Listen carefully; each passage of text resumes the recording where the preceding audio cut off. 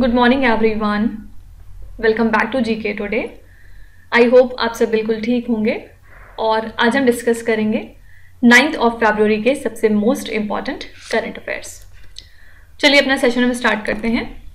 First question is Hage Geingob who passed away recently was a president of which country. Hage Geingob जिनका हाल ही में निधन हो गया है, ये कौन सी कंट्री के प्रेसिडेंट थे, आपको ये बताना है। तो ये थे प्रेसिडेंट नामीबिया कंट्री के और हाल ही में इनका निधन हो गया at the age of 82 years. किस वजह से? Because of cancer. ठीक है, क्यों ये इतने इंपॉर्टेंट हैं? क्योंकि नामीबिया के ये फर्स्ट प्राइम मिनिस्टर थे पोस्ट इंडिपेंडेंस और नामीबिया के ये थर्ड प्रेसिडेंट बने थे इन द ईयर 2014, सिक्योरिंग री इलेक्शन इन 2019। फाइन। इसी के साथ इनके नाम एक रिकॉर्ड भी है कि ये नामीबिया के लॉन्गेस्ट सर्विंग प्राइम मिनिस्टर थे बिफोर एज्यूमिंग द प्रेसिडेंसी। तो यहाँ पे बस आपको ये याद रखना है कि हेग गिंगॉब, क्योंकि इनका निधन हुआ, ये न्यूज में आ गए, तो कौन सी कंट्री के ये प्रेसिडेंट थे? Answer is Namibia. चलिए अगली स्लाइड में कुछ पर्सनालिटीज देख लेते हैं जो न्यूज में आ गई थी किसी न किसी वजह से। पहला क्वेश्चन है recently who was officially sworn in as the president of Guatemala. Guatemala के नए प्रेसिडेंट कौन बन गए थे? आंसर है यहाँ पे बर्नार्डो एरेवालो। ठीक है, who has been appointed as the new prime minister of France by president Emmanuel Macron. France के प्रेसिडेंट हैं इमानुएल मैक्रॉन और इन्होंने अपॉइंट किया था गैब्रियल अटल को as the new prime minister of France. President Emmanuel Macron के बारे में एक और खास बात क्या है, ये हमारे गेस्ट ऑफ ऑनर थे at this year's republic day celebration. Who has been named as the president designate for the 29th session of the COP। COP 29 के लिए प्रेसिडेंट कौन डेजिग्नेट हो चुके हैं? इनका नाम है मुख्तार बाबायेव। ठीक है, who is the new president of Argentina that recently announced stern economic measures like 50% devaluation of the Argentina peso। तो अर्जेंटीना के नए प्रेसिडेंट का नाम क्या है? आंसर है जेवियर मिलेई। किस वजह से न्यूज में आ गए थे? क्योंकि इन्होंने आते ही साथ जो अर्जेंटीना की करेंसी है पेसो, उसको डिवैल्यू कर दिया था लगभग 50% से in comparison to US dollar. और रीजन क्या था? क्योंकि अर्जेंटीना के अंदर इन्फ्लेशन बहुत ज़्यादा बढ़ गया था और इन्फ्लेशन यहाँ पे लगभग 150% से इंक्रीज कर चुका था। यही रीजन है कि इन्होंने अपनी करेंसी को डिवैल्यू किया था। ठीक है, who was the president of the 2023 United nation climate change conference COP28। COP28 के प्रेसिडेंट कौन थे? इनका नाम है सुल्तान अहमद अल जबर। ठीक है, ये क्वेश्चन इंपॉर्टेंट है। सब लोग कमेंट बताएंगे कि COP28 के लिए वेन्यू कौन सी जगह थी। लास्ट है Javier Milei who was seen in the news is the new president of which country. ये जो क्वेश्चन है ये घुमा फिरा के फोर्थ क्वेश्चन को ही पूछा जा रहा है। यहाँ पे पूछा गया था कि अर्जेंटीना के नए प्रेसिडेंट कौन है और यहाँ पूछा जा रहा है जेवियर मिलेई कौन सी कंट्री के नए प्रेसिडेंट बने हैं, तो आंसर है अर्जेंटीना। ठीक है, तो आप देख सकते हैं कि किस तरह से क्वेश्चन तोड़ फोड़ के या घुमा फिरा के आपसे पूछा जा सकता है, लेकिन अगर आपके कॉन्सेप्ट्स क्लियर हैं तो आप बहुत इजीली बता सकते हैं कि इसका आंसर क्या होगा। ठीक है, नेक्स्ट है where was the India's first digital national museum of epigraphy inaugurated. हाल ही में इंडिया का पहला डिजिटल नेशनल म्यूजियम एपिग्राफी का कहाँ पे इनॉग्रेट हुआ, आपको ये बताना है। तो हमारे कल्चर मिनिस्टर कौन है? जी किशन रेड्डी। इन्होंने इनॉग्रेट किया foundation stone for India's digital national museum of epigraphy at the Salaar जंग म्यूजियम, जो कि लाई करता है हैदराबाद में। ठीक है, कुछ दिनों पहले हमने इसकी लोकेशन पढ़ी थी कि सलार जंग म्यूजियम की लोकेशन क्या है, तो याद रखिएगा हैदराबाद में। कोई भी चीज़ जैसे टेम्पल, लेक, म्यूजियम या फिर कोई भी जगह अगर न्यूज़ में आती है तो फिर उसकी लोकेशन याद रखना आपके लिए मैंडेटरी रहता है। ठीक है, इसको मैनेज कौन करता है? Archaeological survey of India. और इस म्यूजियम का एम क्या है? 1 लाख एंशिएंट इंस्क्रिप्शंस को डिजिटाइज करना from various periods and languages, और ये अलाइन करेगा with the Bharat shared repository of inscription initiative. ठीक है, इसके अलावा ये मोदी गवर्नमेंट के एक और इनिशिएटिव के साथ अलाइन करेगा जिसका नाम है विकास भी विरासत भी कमिटमेंट। ठीक है, तो यहाँ पे बस ये याद रखिएगा कि इंडिया का पहला digital national museum of epigraphy inaugurate हो चुका है हैदराबाद में। अगली स्लाइड में हम कुछ ऐसी चीजें देखेंगे जो फर्स्ट इन न्यूज के तौर पे सामने आई। पहला क्वेश्चन है who has been appointed as the first women chief justice of Uttarakhand high court. Uttarakhand high court की पहली वुमेन चीफ जस्टिस बन चुकी हैं रितु बाहरी। ठीक है, recently which country has become the first European country to accept the UPI payment system.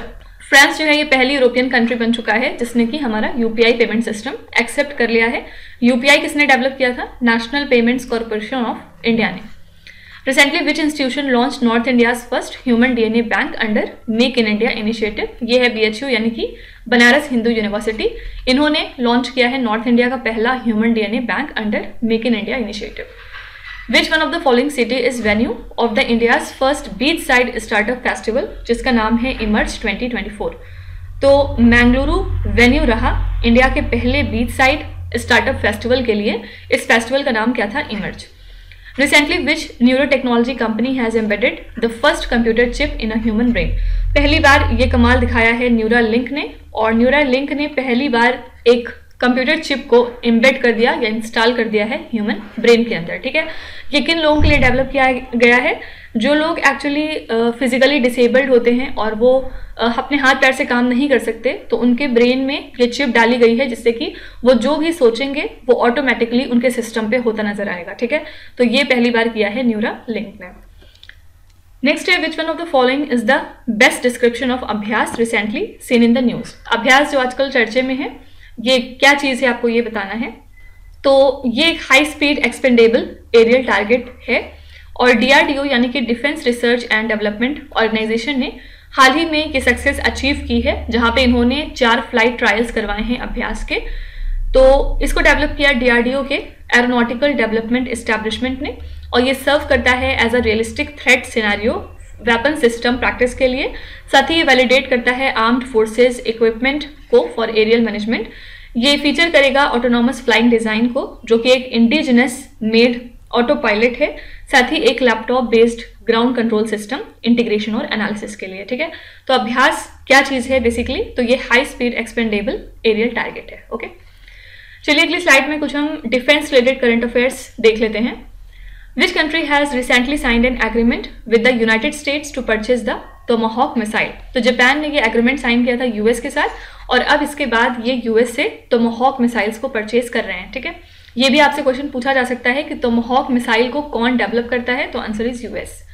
What type of missile is अस्त्रा missile which was recently making news? अस्त्रा जो कि news में आ गया था, ये क्या चीज है? ये किस तरह का मिसाइल है? बेसिकली आपको ये पूछा जा रहा है। तो ये जो है एयर टू एयर मिसाइल है। ठीक है, मतलब आपको एयर में ही लॉन्च करना है और ये अपने टारगेट को भी एयर में ही हिट करेगा। ठीक है, what type of missile is new generation Akash NG missile? Akash missile कैसी मिसाइल होती है? ये सरफेस टू एयर मिसाइल होती है। ठीक है, यानी आप सरफेस से इसको लॉन्च करेंगे और ये एयर में जाके टारगेट को हिट करेगा। Tali and Nasir cruise missiles were recently unveiled by which country? ये दोनों मिसाइल्स जो हैं ये ईरान की हैं। ठीक है, Which country signed an agreement with India to supply its Igla handheld anti-aircraft missile? तो कौन सी कंट्री है जिसने ये एग्रीमेंट इंडिया के साथ साइन किया है टू सप्लाई अपने Igla handheld anti aircraft missile? ये कंट्री है रशिया। ठीक है, नेक्स्ट है which country recently adopted the Nagoya protocol on access and benefit sharing? कौन सी कंट्री है जिसने हाल ही में नगोया प्रोटोकॉल को साइन कर दिया है? तो यहाँ पे आंसर है C option, that is Cameroon. Cameroon ने अडॉप्ट किया है नगोया प्रोटोकॉल को। ये क्या चीज है? ये एक तरह का ग्लोबल एग्रीमेंट है जो कि एनफोर्स करता है access and benefit sharing obligations, जो कि आउटलाइन है CBD में, यानी कि कन्वेंशन ऑन बायोलॉजिकल डाइवर्सिटी में। इसको अडॉप्ट किया गया था 2010 में और ये इफेक्टिव हुआ है सिंस 2014। बेसिकली इस प्रोटोकॉल में डिफरेंट तरह के लीगल फ्रेमवर्क दिए गए हैं जो कि फैसिलिटेट करते हैं fair and equitable sharing of benefits from genetic resource utilisation. Basically support करते हैं बायोडाइवर्सिटी बेस्ड रिसर्च को, ताकि रिसर्चर्स को एंश्योर किया जाए कि उनको एक्सेस मिल सके प्रॉपर रिसोर्सेज का फॉर बायोटेक्नोलॉजी, और इंडिजिनस कम्युनिटीज जो है वो रिसीव कर सकें फेयर रिटर्न्स। ठीक है, तो इससे होगा क्या, जो वैल्यू है ट्रेडिशनल नॉलेज की वो काफी ज्यादा रिस्पेक्ट उसको मिलेगी। ठीक है, तो हाल ही में कैमरून कंट्री ने साइन किया है नगोया प्रोटोकॉल को, जो कि बेस्ड है on access and benefit sharing. चलिए कुछ इंटरनेशनल करंट अफेयर्स देख लेते हैं। पहला क्वेश्चन है, in which country did India send humanitarian aid amid a cholera outbreak? हाल ही में कहाँ पे कॉलरा फैल चुका है और जिसकी वजह से इंडिया ने कुछ हेल्प प्रोवाइड करी है इस कंट्री को? यहाँ पे आंसर हो जाएगा जाम्बिया कंट्री। ठीक है, इंडिया ने सेंड किए हैं total 3.5 tons of humanitarian help to this country. Zambia एक सदर्न अफ्रीकन कंट्री है और यहाँ पे कॉलरा बहुत ज्यादा तेजी से फैल गया था, इसी वजह से इंडिया ने हेल्प के पर्पज से ये अमाउंट भेजा है। और इसमें कुछ मेडिसिन हैं, वाटर प्योरिफिकेशन सप्लाईज हैं और कुछ क्लोरीन टैबलेट्स हैं। तो ये जो इमरजेंसी फंडिंग है ये यूनिसेफ और WHO ने भी प्रोवाइड करी है जाम्बिया कंट्री को, और यहाँ पे बहुत ज़्यादा ज़रूरत है हेल्थ, वाटर, हाइजीन और सैनिटेशन नीड्स की देखरेख की, ठीक है। तो यहाँ पे आंसर है Zambia. Valparaiso region recently seen in the news due to forest fire is located in which country? हाल ही में 112 लोगों की डेथ हुई है in this region of Chile, और किस वजह से हुई? क्योंकि यहाँ पे बहुत ही तेजी से वाइल्ड फायर्स फैल गए थे, और ये अब तक के डेडलीस्ट एवर फायर हैं जो कि चिले में रिकॉर्ड किए गए हैं। तो गवर्नमेंट काफ़ी ज़्यादा इन्वेस्टिगेट कर रही है फिलहाल कि ये किस वजह से स्टार्ट हुए। ऑल्दो ऐसा कोई रीज़न पता नहीं है, लेकिन ऐसा माना जा रहा है कि जो रिकॉर्ड सेटिंग टेम्परेचर्स इंक्रीज हुए थे because of El Nino weather phenomena, उसकी वजह से ही ये फॉरेस्ट फायर स्टार्ट हुई है। और इसकी वजह से अब देखा जा रहा है कि बहुत सारे एरियाज में चिले के ड्रॉट हम देखने को मिल सकता है। इसके अलावा वाइल्ड फायर रिस्क भी बढ़ता जा रहा है, ठीक है। तो यहाँ पे बस आंसर है Chile. Aldabra giant tortoise recently seen in the news is endemic to which country? ये टर्टाइज आपको कहाँ पे देखने को मिलता है, आपको ये बताना है। तो यहाँ पे आंसर है सीशेल्स। और किस वजह से ये टर्टाइज न्यूज़ में आया था, इसकी बात कर लेते हैं। हाल ही में 6 साल का जो प्रोजेक्ट था वो कंप्लीट हो चुका है, जिसका एम था कि हम इस second largest land tortoise species को री इंट्रोड्यूस कराएं, जो कि नेटिव है मदागास्कर का, ठीक है। और इसके जो एंसेस्टर्स थे वो माइग्रेट कर चुके थे सीशेल्स कंट्री को बहुत ही साल पहले, और यही रीजन है कि अब ये आपको सीशेल्स में मिलेंगे, ठीक है। Recently India surpassed which country to become the 4th largest equity market globally? India हाल ही में हांगकांग को सरपास कर चुका है in terms of 4th largest equity market. और टॉप 3 की अगर हम बात करें तो फर्स्ट है यूएस, सेकंड है चाइना और थर्ड है जापान, ठीक है। पहले हांगकांग चौथी सबसे बड़ी इक्विटी मार्केट हुआ करती थी, लेकिन अब इंडिया ने हांगकांग को सरपास कर दिया और अब हम 4th लार्जेस्ट इक्विटी मार्केट बन चुके हैं। Petro Fiala, the guest of honor at the 10th Vibrant Gujarat Global Investor Summit, is the Prime Minister of which country? जो 10वां एडिशन था vibrant Gujarat global investor summit का, उसमें गेस्ट ऑफ ऑनर थे mister petro फियाला, और ये कौन सी country के प्राइम मिनिस्टर हैं? तो आंसर है जेक रिपब्लिक, ठीक है। जेक रिपब्लिक के ये प्राइम मिनिस्टर हैं। Next question is what is the IUCN status of black necked crane recently seen in the news? Black necked crane जो कि न्यूज में आई थी, इसका आयुसियन स्टेटस आपसे पूछा जा रहा है। तो यहाँ पे आंसर है ए ऑप्शन, नियर थ्रेटेंड। किस वजह से न्यूज़ में आई थी? क्योंकि गवर्नमेंट ने कुछ क्रूशल मेजर्स अनाउंस किए हैं जिससे कि हम इस स्पेशीज को सेफगार्ड कर सकें। और ये मीडियम साइज क्रेन स्पेशीज होती है जो कि आपको दिखेगी ज़्यादातर हाई एल्टीट्यूड वेटलैंड्स में तिब्बतन प्लेट्यू के, और फिलहाल ये काफ़ी ज़्यादा थ्रेट फेस कर रहे हैं because of habitat loss due to climate change. साथ ही एग्रीकल्चरल चेंजेस जो हो रहे हैं उनकी वजह से भी इस स्पेशीज को काफ़ी इफेक्ट पड़ रहा है। पोल्यूशन और इन्वायरमेंटल कंटामिनेशन भी रीजन है, ठीक है। तो ये ज़्यादातर आपको इंडिया, चाइना और भूटान में मिल जाएंगे, और याद रखिएगा इनका स्टेटस है नियर थ्रेटेंड आईयूसीएन के लिस्ट में, और इनको लिस्ट किया गया है शेड्यूल 1 में of the wild life protection act of 1972 and the appendix 1 of sites, ठीक है। तो वहाँ यहाँ पे बस ये याद रखिएगा कि जो ब्लैक नेक्ड क्रेन है उनका आईयूसीएन स्टेटस क्या है, तो आंसर इज नियर थ्रेटेंड। चलिए यहाँ पे कुछ स्पेशीज के आईयूसीएन स्टेटस एक बार रिवाइज कर लेते हैं। देखिए कोई भी अगर स्पेशीज न्यूज में आती है तो फिर उनका जो आईयूसीएन स्टेटस है वो आपके एग्जाम में पूछा जा सकता है, इसलिए आपको ये लिस्ट बना के याद करनी होगी, ठीक है। पहला क्वेश्चन है what is the IUCN status of Indian grey wolf recently seen in the news? Indian grey wolf जो आजकल न्यूज में आए थे, इनका आईयूसीएन स्टेटस है least concern. What is the IUCN status of wandering albatrosses? इनका IUCN status था vulnerable. What is the IUCN status of Agulhas long-billed lark recently seen in the news? इनका status है near threatened. What is the IUCN status of Great Indian Bustard recently seen in the news? इनका status है critically endangered. What is the IUCN status of Gangetic dolphin? Gangetic dolphin फिलहाल endangered की category में आते हैं। And last है what is the IUCN status of Indian vulture recently seen in the news? Indian vulture भी critically endangered है, ठीक है। तो ये कुछ डिफरेंट स्पेशीज हैं और इनकी आईयूसीएन स्टेटस एक्सट्रीमली इंपॉर्टेंट है। नेक्स्ट है who has been awarded the prestigious Mahagaurav award 2024? इस साल का महागौरव अवार्ड किसको दिया गया, आपको ये बताना है। यहाँ पे आंसर है ए ऑप्शन, निखिल मुकुंद वाघ। ये एक पब्लिक रिलेशन ऑफिसर हैं एट गोवा शिपयार्ड लिमिटेड। इनको 2024 का महागौरव अवार्ड दिया गया है, और इस अवार्ड को प्रेजेंट किया महाराष्ट्र के डेप्यूटी चीफ मिनिस्टर कौन, मिस्टर अजीत पवार ने, on behalf of the digital media editor journalist association Maharashtra, ठीक है। तो किसको प्रेस्टिजियस महागौरव अवार्ड इस साल का दिया गया? इनका नाम बस याद रखिएगा, आंसर है निखिल मुकुंद वाघ। ओके, चलिए कुछ अवार्ड्स एंड ऑनर्स के क्वेश्चन रिवाइज कर लेते हैं। पहला क्वेश्चन है, recently which album one the best global music album award at the Grammy awards 2024? हाल ही में कौन सी एल्बम है जिसने best global music album award जीता है एट द ग्रैमी अवार्ड्स 2024? यहाँ पे आंसर हो जाएगा दिस मोमेंट नाम की एल्बम, ठीक है। और ये डेवलप किया था शक्ति बैंड ने, इंडिया के जैज बैंड शक्ति ने, और इन्होंने जीत लिया है 2024 का Grammy award for best global music album. इस एल्बम को रिलीज किया गया था 2024 में और इसमें टोटल 8 गाने फीचर किए गए हैं। ग्रैमी अवार्ड की बात करेंगे तो ये सीरीज ऑफ अवार्ड्स हैं जो कि रिकॉग्नाइज करते हैं outstanding achievements in the music industry, ठीक है। तो यहाँ पे आंसर है this moment. Recently, who received the 2024 Best Green Bond Corporate Award at the Asset AAA Awards for Sustainable Finance? तो यहाँ पे आपका आंसर हो जाएगा REC लिमिटेड। इन्होंने रिसीव किया है 2024 का best green bond corporate award at the asset AAA awards for sustainable finance. तो ये जो अवार्ड है ये रिकॉग्नाइज करता है REC के कमिटमेंट को to environmental and sustainable finance. और REC लिमिटेड की बात करेंगे तो ये एक Maharatna central public sector enterprise है जो कि काम करती है अंडर मिनिस्ट्री ऑफ पावर। साथ ही ये एक लीडिंग NBFC है, यानी कि नॉन बैंकिंग फाइनेंशियल कंपनी है। अप्रैल 2023 में REC ने $750 मिलियन इशू किए थे ग्रीन बॉन्ड्स के टर्म्स में, इसी वजह से इनको ये अवार्ड दिया गया है, ठीक है। तो आंसर है REC limited. Kottai Ameer communal harmony award which was seen in the news is associated with which Indian state? ये अवार्ड जो है तमिलनाडु देता है और इस साल किसको दिया गया अगर आपसे पूछा जाएगा तो आंसर है मोहम्मद जुबैर। मोहम्मद जुबैर को ये अवार्ड मिला है। और मोहम्मद जुबैर कौन है? ये को फाउंडर हैं आर्ट न्यूज के, ठीक है। Recently who has been conferred the prestigious freedom of city of London award? ये अवार्ड दिया गया है मिस्टर अजीत मिश्रा को। Recently, which two airports were awarded the Best Airport of the Year at the Wings India Awards 2024?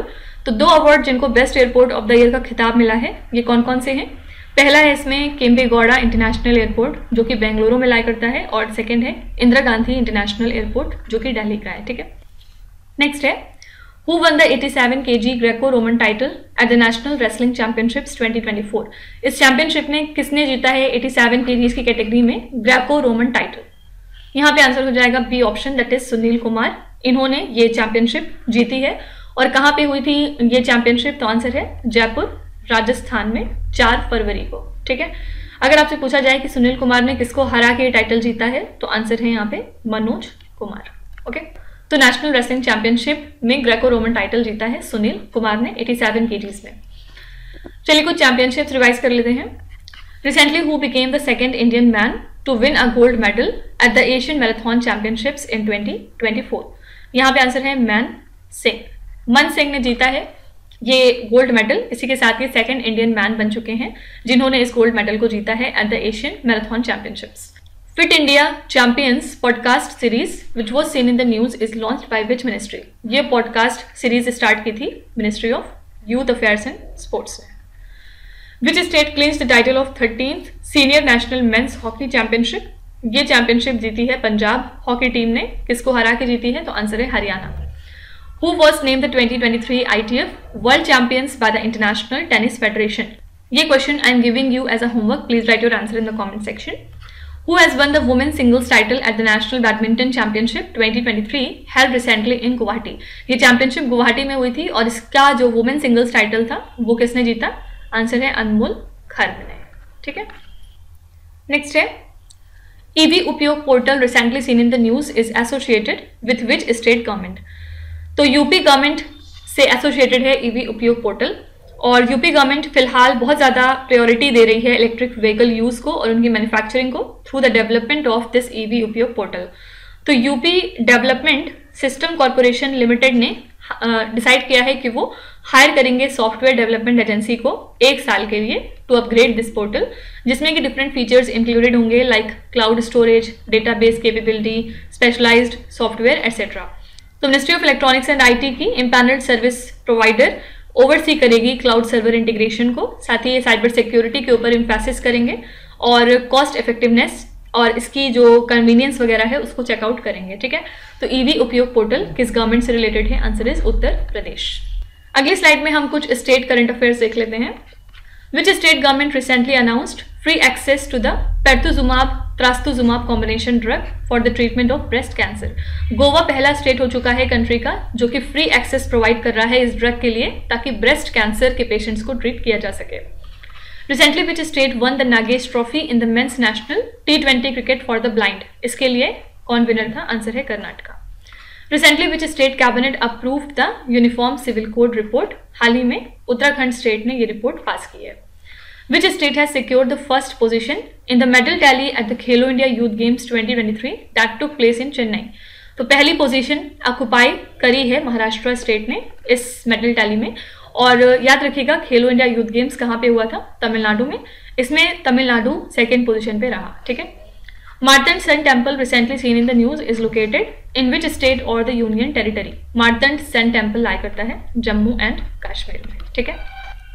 Next है who has been appointed as the new army vice chief? यहाँ पे answer है lieutenant general Upendra Dwivedi, ठीक है। इनको appoint किया गया है as the Indian army's new vice chief और ये सक्सीड कर रहे हैं lieutenant general MV Suchindra Kumar को, ठीक है। इसके पहले ये बहुत से इंपॉर्टेंट पोजीशंस पे रह चुके हैं, जैसे कि ये पहले डिप्यूटी चीफ और डायरेक्टर जनरल थे इन्फेंट्री के और इसी वजह से इनको ये नई पोजीशन दी गई है, ठीक है। तो नए आर्मी वाइस चीफ कौन बन चुके हैं? आंसर है उपेंद्र द्विवेदी। चलिए कुछ रिसेंट अपॉइंटमेंट्स देख लेते हैं। Recently who has been selected for Assam's highest civilian honour Assam Vaibhav? Assam Vaibhav किसको प्रेजेंट किया गया है? आंसर है रंजन गोगोई को। कौन है ये हमारे 46 नंबर के चीफ जस्टिस ऑफ इंडिया है। Which Indian has been elected as the vice chair of the United Nations Panel of Auditors? यहाँ पे इलेक्ट किया गया है GC मुर्मू को, ठीक है। Pedro Sanchez was re-elected as the Prime Minister of which country? Pedro Sanchez एक बार फिर से स्पेन के नए प्राइम मिनिस्टर बन चुके हैं। Daniel Noboa has been elected as the president of which country? ये इक्वाडोर कंट्री के नए प्रेसिडेंट नियुक्त हुए थे। Christopher Luxon has been elected as the Prime Minister of which country? ये बने थे प्राइम मिनिस्टर न्यूजीलैंड के, ठीक है। लास्ट है What is the proposed interim budget for Jammu and Kashmir for the fiscal year 2024 to 25? तो India ने हाल ही में एक इंटरिम बजट अनवील किया है जम्मू एंड कश्मीर के लिए, जिसमें इन्होंने कितना बजट एलोकेट किया? $14 बिलियन। तो ये हमारा कमिटमेंट दिखाता है इस रीजन के इकोनॉमिक डेवलपमेंट को लेके। और ये जो प्रपोज्ड बजट है $14.16 बिलियन का, इसने सरपास किया है आईएमएफ के फाइनेंशियल हेल्प को जो कि आईएमएफ ने पाकिस्तान को दिया था बाय 4.72 टाइम्स, ठीक है। तो इसी के साथ ये जो इंडिया का डेडिकेशन है वो दर्शाता है ये हमारा initiative to the growth and stability of Jammu and Kashmir. तो बस यहाँ पे ये वैल्यू याद रखिएगा कि जम्मू एंड कश्मीर के लिए हमारा प्रपोज्ड एंट्रीम बजट इस साल का कितना है? $14 बिलियन। इसको रूपी के टर्म्स में देखेंगे तो कितना आएगा? 1.18 लाख करोड़ रुपीज। फाइन, चलिए कुछ बजट रिलेटेड न्यूज देख लेते हैं एक बार। What is the total estimated expenditure in the budget for financial year 2024 to 25? इसके लिए हमारा टोटल एस्टिमेटेड एक्सपेंडिचर है 47.66 lakh crore rupees. In the interim budget 2024 to 25, which of the following crops are taken into consideration for आत्मनिर्भर oil seeds अभियान? इस initiative के लिए कौन कौन से क्रॉप्स को कंसीडर किया गया है? Mustard, groundnut, sesame, soybean and sunflower. Which ministry has received the highest budgetary allocation in the interim budget 2024? सबसे ज्यादा एलोकेशन मिला है डिफेंस मिनिस्ट्री को, ठीक है। और लास्ट है halwa ceremony recently seen in the news is related to which one of the following? ये जो हलवा सेरेमनी है ये बेसिकली बजट के टाइम पे होती है, ठीक है। आंसर है बजट। तो इसी के साथ हमने आज के सभी इंपॉर्टेंट करंट अफेयर्स को यहाँ पे कवर कर लिया। आई होप कि आपने सेशन को एंजॉय किया होगा और डेफिनेटली आप काफ़ी कुछ नया सीख के जा रहे होंगे। चलिए फिर आपके क्विज पे चलते हैं जहाँ पे स्क्रीन पे आपको 5 क्वेश्चंस दिखाई दे रहे होंगे। ये क्वेश्चंस ऑलरेडी हम पीछे कहीं ना कहीं डिस्कस कर चुके हैं, तो अब यहाँ पे आपको वीडियो को पॉज करना है, हर क्वेश्चन को ध्यान से पढ़ना है और इसमें से आपको जितने भी आते हैं आप उनका जवाब कमेंट्स में मेंशन कर सकते हैं। और जो नहीं आते उसके लिए बिल्कुल भी परेशान होने की ज़रूरत नहीं है। विथ टाइम डेफिनेटली आपका स्कोर इम्प्रूव करेगा, बस आपको हमारे साथ कंसिस्टेंट और परसिस्टेंट रहने की ज़रूरत है। So that's it for today. I hope you have like the session. आज का सेशन आपको कैसा लगा आप ज़रूर बताइएगा कमेंट्स में। साथ ही साथ आपका कोई भी रिव्यू है, फीडबैक है या फिर सजेशन है तो वो भी आप हमें बता सकते हैं। हमें जानकर खुशी होगी और हम पूरी कोशिश करेंगे उसको इम्प्लीमेंट करने की। तो कल फिर हम मिलेंगे सेम टाइम सेम जगह कल के करंट अफेयर्स के साथ। Till then stay tuned. Thank you so much for watching and please do not forget to subscribe to GK Today. With this, me Nuzhat Sana signing off.